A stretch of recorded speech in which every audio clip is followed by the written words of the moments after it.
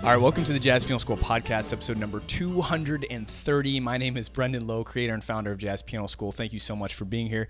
It's been a little while, but I am back. We are back, myself and my team of jazz piano educators.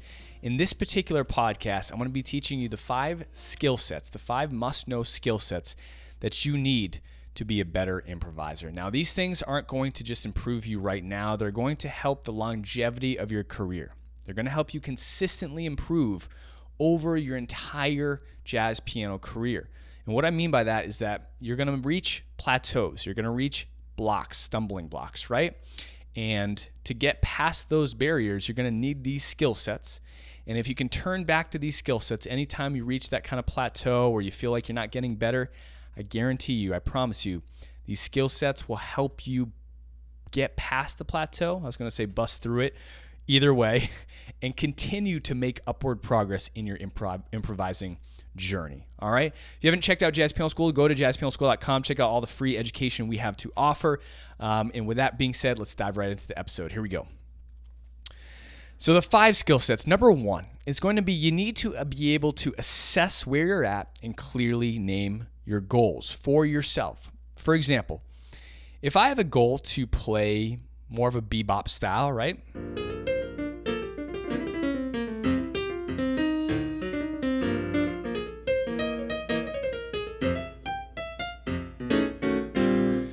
That's going to be completely different than if I want to play like McCoy, right?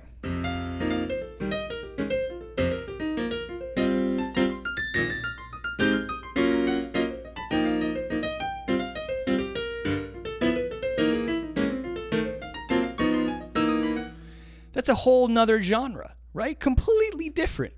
So the ability to assess where you're at, and let me give you another example too about assessment, is if you are, let's say, a beginner to an intermediate player, and you know a couple things, right? And obviously your goal is to get really, really good. And you go onto the internet and you want to learn something super fancy, so you learn about, hexatonic scales like I was just kind of using. If you're only able to do a couple things and let's say your soloing is around this level here.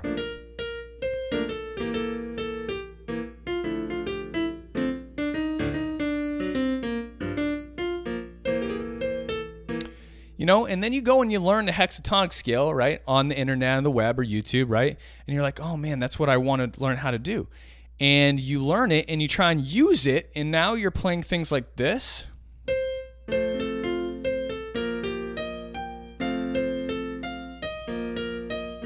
Probably not even here. And as you can see, you're not really able to utilize the tool that you're learning because you're not really there yet, right? And it's the same for a lot of other reharms and things like that. If I were to show you a couple reharms, right? Maybe in the blues. So if I were to solo over that,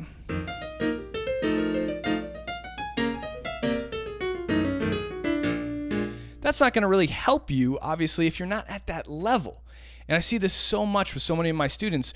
You need to be able to, again, if you don't have a teacher or a guide or someone helping you, these are skill sets to use on your own. So you need to be able to properly assess where you're at. So how do we do that? You need sort of a plan. And I'm going to give you that plan, and it's in this podcast episode, actually. If you're listening to this on YouTube, there's a link in the show notes, or if you're on the website, jazzpianoschool.com, there'll be a link to the plan. Now, in my improvisation plan, I have 4 tiers, 4 layers, I kind of interchange the names. If you go through these layers and you follow the tiers, that's going to be your plan to become an amazing improviser. Now, within these things, you have a lot of subcategories, but go get that plan, go get the tiers, and you can follow that plan step by step, essentially, to move your improvisation throughout its progress. Okay, so the number 1 is you need kind of a general goal. So let me go through the plan just a little bit. If you're starting at the very beginning, essentially your only goal is to be able to play chord tones, so solo over chord tones in some sort of appropriate manner, right? So if I take my F major 7 chord here, and I take the chord tones F, A, C, E, these 4 chord tones make up my chord. In order to move to step 2, which is connecting the chord tones, I should be able to solo with my chord tones throughout an entire tune. But let me just take this chord, for example.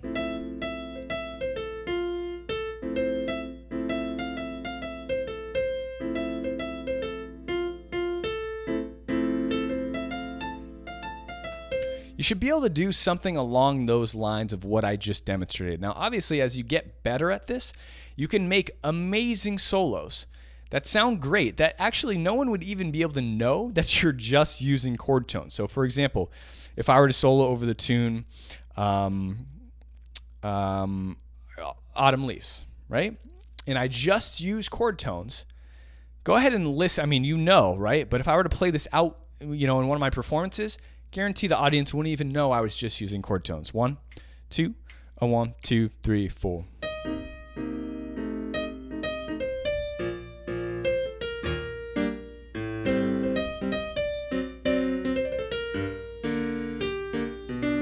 That was a diminished.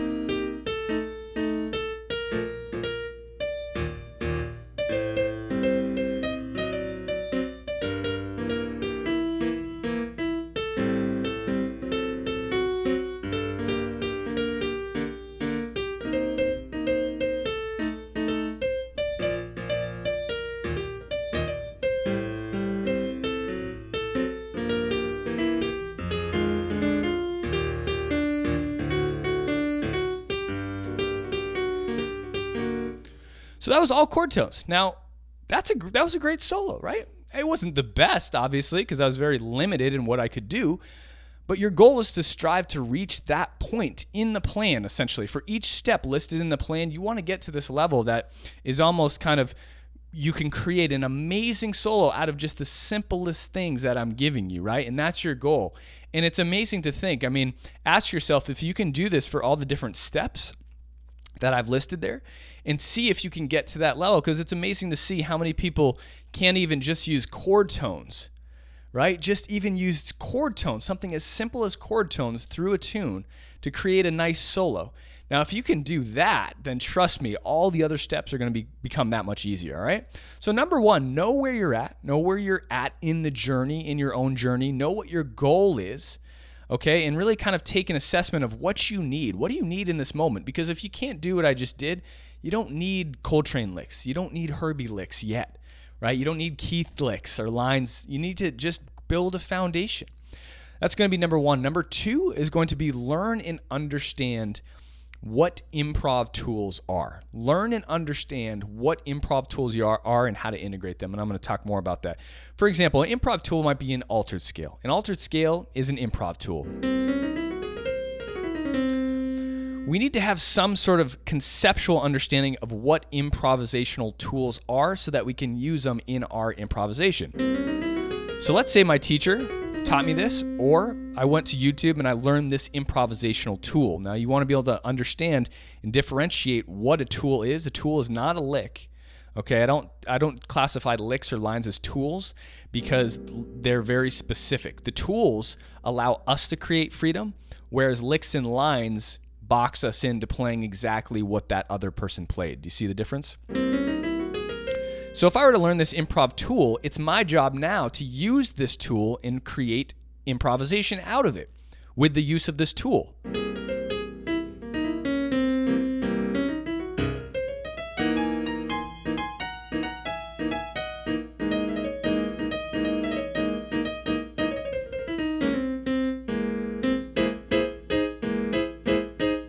So on and so forth.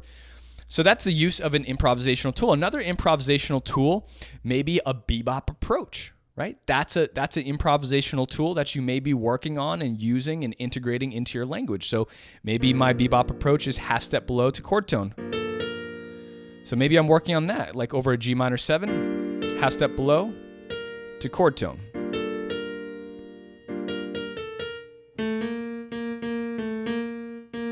Sorry, I'm getting a little bit of interference here. Let me just check this real quick. Oh, no, we're good. So if I were using half step below, right, I could create a solo out of this.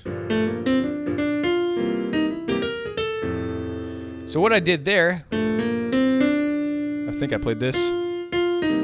So here's my half step below to chord tone.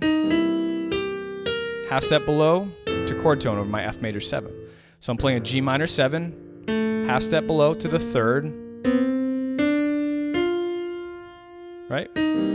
Half step below to the 3rd of my C7, half step below to my 3rd of my F major 7. So that's an improvisational tool. So you need to be able to distinguish between what tools are. The tool I used before to demonstrate the McCoy was a hexatonic scale, right? That's a tool, right? And that consists of 2 triads, F major and E flat major 7. Or excuse me, just E flat major, right?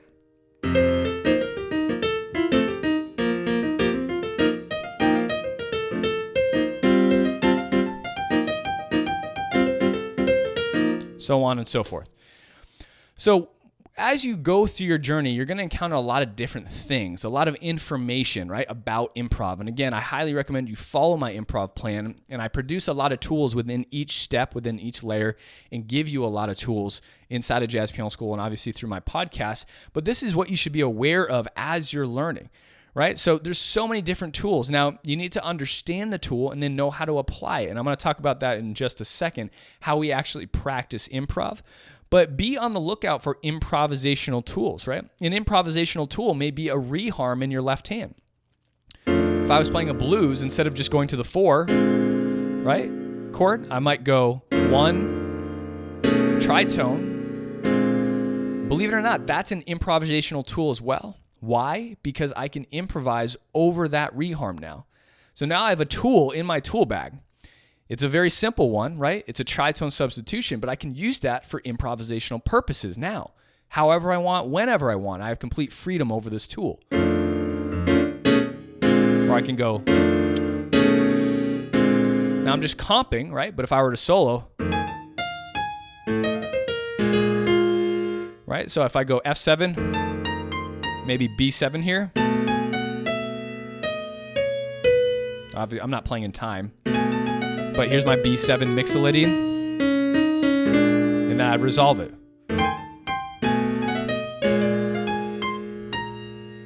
Maybe I reharm the F7 to an F sus. That's a reharm as well. So now I'm able to improvise over this reharm, right? So this is another tool.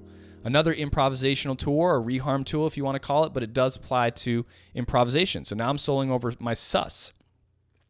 So I'd solo over my sus.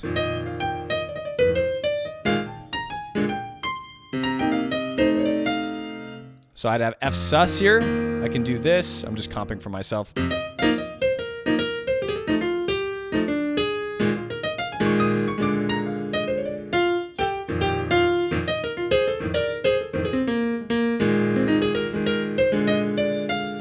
So I reharm both dominant chords to be sus.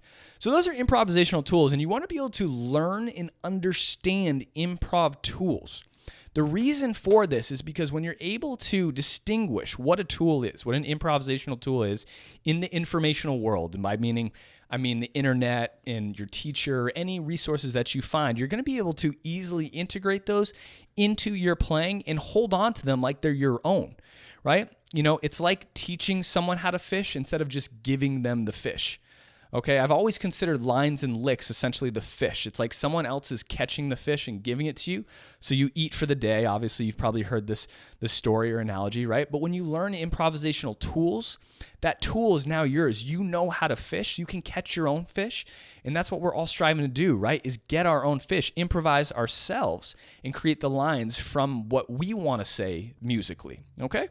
All right, number 3. Is going to be how to practice. How do we practice spontaneous improvisation?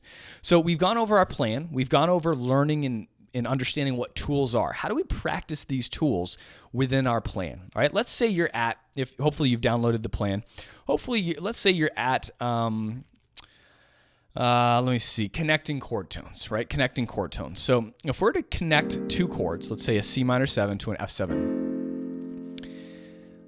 in order to practice this, there's a couple things we need to do. We need to be able to execute it first, not in a spontaneous way, right? Because spontaneity, right, is going to be a lot of pressure. It's got to happen from our soul. It's got to happen right on the spot, and it takes a while to get there. Okay, so it's not reasonable to think you can just learn these tools and then just kind of flip a switch and play them spontaneously. A lot of people jump immediately to that step. That's the wrong thing to do, okay? So here we go. We need to practice the connection of our chord tones into our next chord, F7 chord, right, through the use of modes. And I'm not going to get into all the theory, but let's say I'm trying to connect my chord tones. I'm going to go really slow. So I went 1, 2, 3, 4, 1, right? So I'm practicing in a slow and controlled manner, no time. That's going to be your first step. Slow and controlled environment with no time. You're developing a relationship with the tool. So what I'm doing here is I'm starting on a chord tone. I'm moving down to the 5th. So I'm connecting my 3rd to the 5. Let's pick 2 other chord tones to connect, okay? Let's take the B flat, the 7 of the C minor 7, and let's connect it to the 5 of the F7. There's a nice connection. Let's go from the 7 down to the 1 of the F7 chord. Now, if you know your bebop approaches, you could go half step below there. Now you're getting more of a bebop sound. Do you hear the difference? Right? As opposed to this. Okay. So that's going to be step number 1 of our practicing. Now we want to put some tempo to it. Okay, so the next step in learning how to practice improv, this is the process. What I'm doing right now is explaining the process to practice improv to get to the point where you're spontaneously creating. You can't just jump into the spontaneous creation part because you haven't trained, you haven't built the levels or the steps to get there. The next step is going to be with time. Okay, doing it under pressure with some tempo. Now, it's still not spontaneous yet. You're still kind of drilling, right? So let's pick 2 chord tones. Let's say the 3rd and the 3rd of the F7. So let's say we put a little pressure on ourselves. We add some time. 1, 2, 3, 4. Now, I'm not playing any 8th notes yet. I'm still just playing quarter notes, right? 8th notes would be the next thing in our kind of a controlled environment that you'd want to add. I'm still doing quarter notes. 1, 2, 3, 4, 1. Let's choose another combination. Let's go from the 5 to the 3. It's going to be a challenging one because they're right next to each other. I have to do some pivots, right? 1, 2, 3, 4, 1. Let's try 8th notes now, right? So again, this is going to get a little harder. And every time you bump up the difficulty, right, you want to revert back to the step 1, which is the slow and controlled environment. Okay, don't go to spontaneous creation of 8th notes just yet. Okay, that's step number 3, right? Actually, let's continue in this progression. Let's go to step number 3 with our chord notes, right? So now I'm going to be spontaneously connecting any type of chord tones, all the chord tones I need to connect. All right, so here we go. So I just connected the 1 to the 3. Now I'll choose a different set. I don't know which ones I'm connecting. I'm just kind of doing it on the fly. So I connected the 3 to the 7 of the F7. Let's do one more. So now I went from the 5 to the 5 of the F7 chord, right? So now in order to implement 8th notes, right, we're going to revert back to step number 1. Again, controlled, slow environment with no time. No time, no pressure. Okay? Here we go. So now I'm doing 8th notes. This is going to be a little harder because we need to add more movement, more motion with our 8th notes. But this is how we're going to start to encompass that swing feel that we want to get, right? So I'm going to go 7 and 3 here, okay? 1 and 2 and 3 and 4 and 1. Did you see that? 1 and 2 and 3 and 4 and 1. So now I'm using a slow and controlled environment. I'm using 8th notes, and I'm picking 2 chord tones to connect. This is a slow and controlled environment. There is no tempo, and I'm picking the chord tones that I'm trying to control. This is the process of practicing improvisation that so many people neglect, right? And immediately, and I'm sure you can relate because I did it too. I did it all the time. We jump to the spontaneous act of using these tools to improvise, right? And again, that's like someone giving you a chainsaw when you've never used a chainsaw, and they're like, "Hey, go chop this tree down," right? You're probably going to be pretty nervous, right? Or if you're, a doctor handing you a scalpel and like tools, "Hey, go operate on this person." You cannot be expected to spontaneously perform a task that you've never done, without training it first in a controlled environment that's slow and your brain can process, right? So again, if I were to teach you a tool like the altered scale, even myself, I did this for so long, I would jump and I would just take the scale and be like,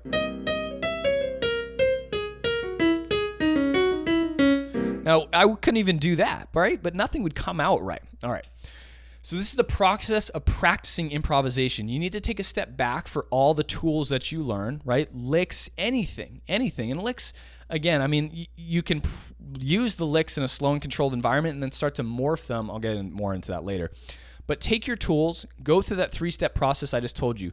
Slow and controlled environment with no tempo, slow and controlled environment with a tempo, and then finally, spontaneous creation with the use of that tool. And again, you can kind of fill in other steps there to make the progression either bigger, the gaps bigger, or smaller based on how advanced you want to make it. Make it up to tailor it to you, to your level. All right, number 4.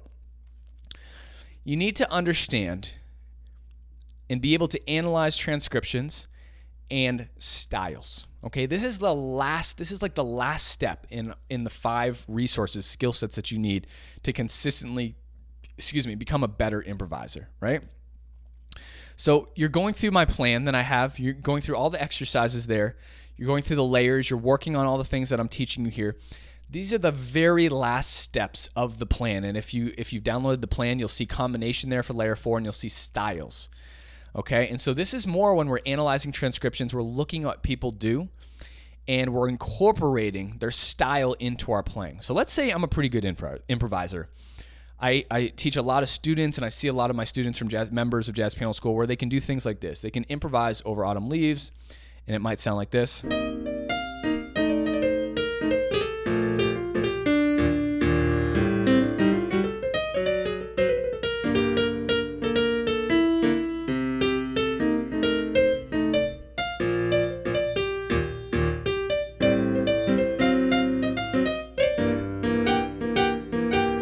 Now that's a pretty proficient high level, and there's a lot of great jazz pianists that can, go through, gigs and cocktail hours and things like that, playing in the level that I just did. Now, but how do we take it to the next level?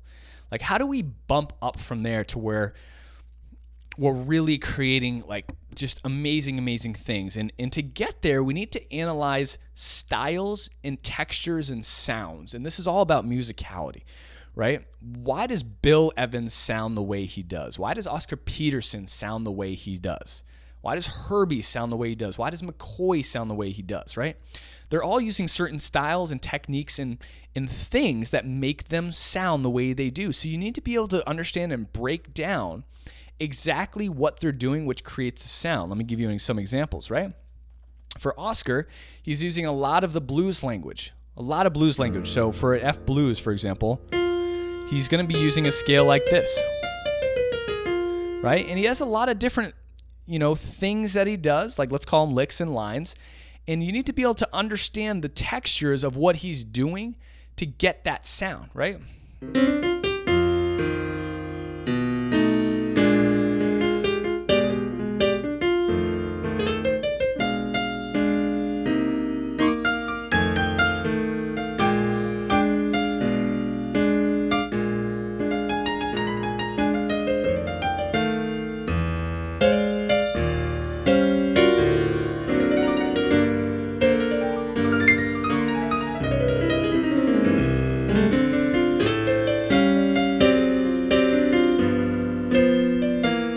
That's a slow stride Oscar. It would probably sound better if I did more of his faster stuff because that's really what he's known for.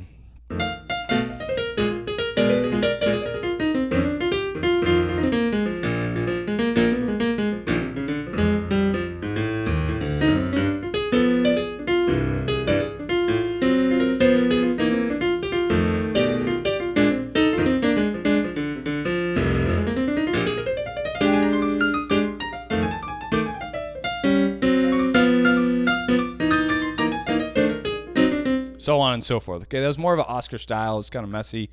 I apologize, but that's an Oscar style. Now the textures he's using, right? Or you can call them licks or lines. I like to call them textures because a lot of the time you can think of it as textures. Like Errol Garner has certain textures where he's in order to grasp a style, you're using textures, meaning like I'm using a lot of slides, I'm using a lot of octaves for the Errol style. I'm pulsing my left hand.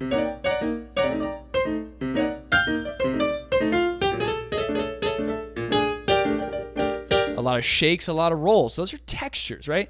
I don't necessarily need to play transcriptions of Errol to sound like Errol because I know the textures that he's using to create his style. Again, with Oscar, I don't need to play transcriptions of Oscar to sound like Oscar because I know he does certain things a lot to create his style, right? He's using this blues scale. He's using lots of thirds. He's using these fifths here. He's going down the blues scale. He's using this sixth a lot.